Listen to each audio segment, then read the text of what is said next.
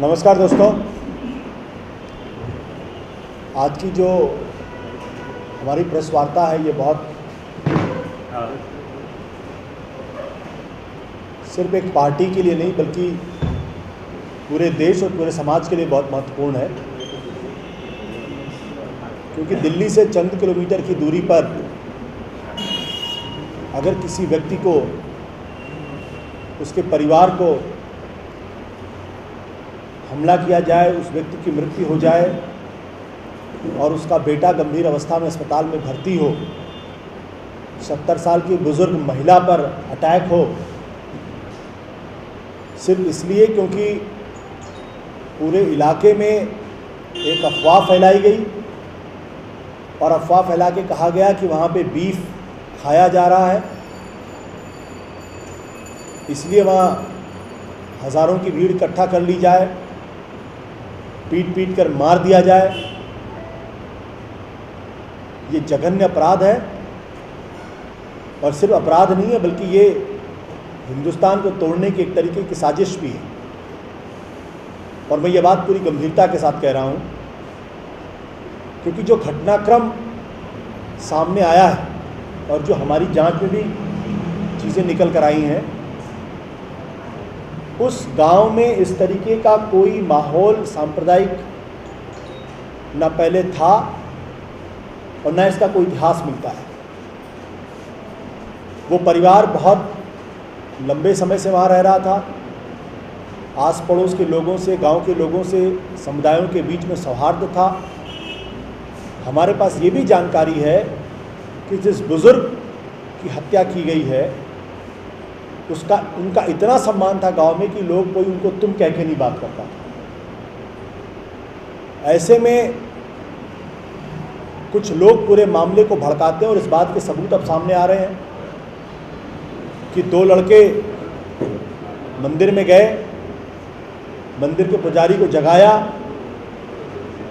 उसको विवश किया कि वो मंदिर से ऐलान करवाए कि बीफ खाया जा रहा है। व्हाट्सएप पर मैसेजेस भेजे गए, तस्वीरें भेजी गईं, लोगों को इकट्ठा किया गया, भड़काया गया और उसके घर पे हमला हुआ, बुजुर्ग को पीट पीट कर मार दिया गया। उसके बेटे की स्थिति बहुत क्रिटिकल है, उनकी माँ की हालत भी ठीक नहीं है और वो मासूम सी बच्ची कैसे कह रही है, ये कहते हुए भी रोंगटे खड़े होते हैं। तो मासूम सी बच्ची कह रही है कि अगर कल ये पता चल जाए कि वो बीफ नहीं था बल्कि गोश्त था तो क्या मेरे पापा को वापस ले आओगे? वो लड़की सवाल कर रही है, इसका जवाब क्या कोई देगा? और हैरानी की बात यह है कि इस पूरे मामले को जिस तरीके से बीजेपी एक राजनीतिक रंग देने की कोशिश कर रही है, वहाँ के जो स्थानीय विधायक हैं वो इसको जस्टिफाई करने की कोशिश कर रहे हैं। जिन लोगों को गिरफ्तार किया गया है उनकी रिहाई की मांग कर रहे हैं और कह रहे हैं कि वो इस पूरे मसले पर महापंचायत करेंगे। अगर आप देखें तो बिल्कुल यही घटनाक्रम 2014 के चुनाव के पहले अगस्त-सितंबर के महीने में 2013 में मुजफ्फरनगर में हुआ था। इसी तरीके से अफवाह फैलाई गई थी, व्हाट्सएप पर मैसेजेस भेजे गए थे, सोशल मीडिया पर मैसेजेस भेजे गए थे और एक सज्जन जो आज केंद्र के अंदर मंत्री हैं, उनका संगीत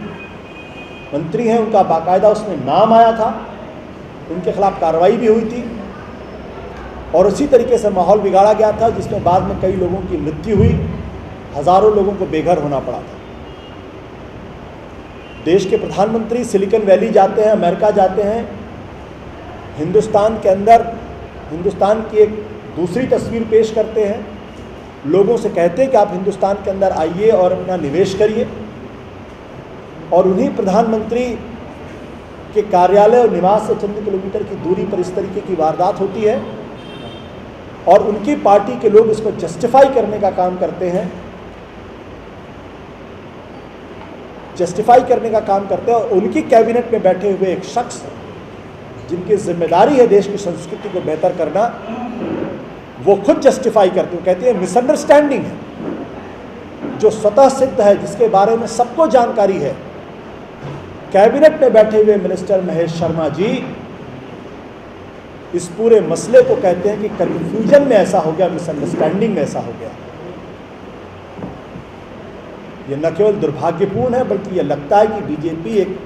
बड़ी साजिश के साथ इस देश के अंदर नफरत का एक ऐसा माहौल पैदा करना चाहती है, और ये बिल्कुल उसी तरीके का माहौल कश्मीर से कन्याकुमारी तक बनाने की कोशिश की जा रही है जैसे कि महात्मा गांधी के हत्या के ठीक पहले बनाया गया था। और इसी के मुताल्लिक उस वक्त गृह मंत्री वल्लभ भाई पटेल ने, जिनकी चिट्ठी मेरे पास मौजूद है, कि उन्होंने आरएसएस के प्रमुख गोलवलकर को कहा था कि जो हिंसा का माहौल आप लोगों ने बनाया, जो नफरत का माहौल बनाया और जिस विचारधारा को लेकर आप चल रहे हैं, उसकी वजह से गांधी जी की हत्या की गई। जिस शख्स के इखलाक की जो हत्या हुई है, इस बारे में मैं देश के प्रधानमंत्री से अपील करना चाहता हूं कि न केवल महेश शर्मा को अपनी कैबिनेट से बर्खास्त किया जाए, बल्कि अपने उन तमाम नेताओं को ये ताकीद करें कि उत्तर प्रदेश का माहौल बिगाड़ने की कोशिश न की जाए।